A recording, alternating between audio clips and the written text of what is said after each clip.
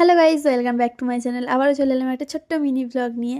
একটু দেরি হয়ে গেছে, তবুও তোমাদের জানাই মেরি ক্রিস্টমাস। তোমরা কিন্তু মেরি ক্রিস্টমাসে কী করলে আমাকে কিন্তু জানিও। আমি তো সন্ধেবেলায় রেডি হয়েই চলে গিয়েছিলাম পার্ক স্ট্রিটে।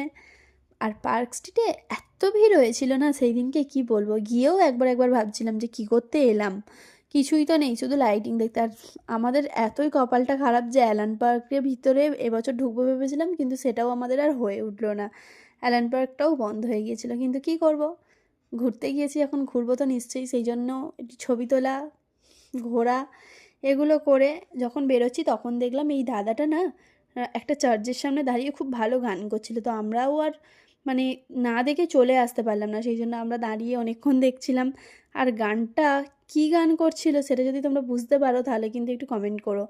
আর এই দেখো এইখানটাতে কি সুন্দর সাজিয়েছে। তারপরে আমার এত খিদে পাচ্ছিল, কিছু দেখতে পাচ্ছিলাম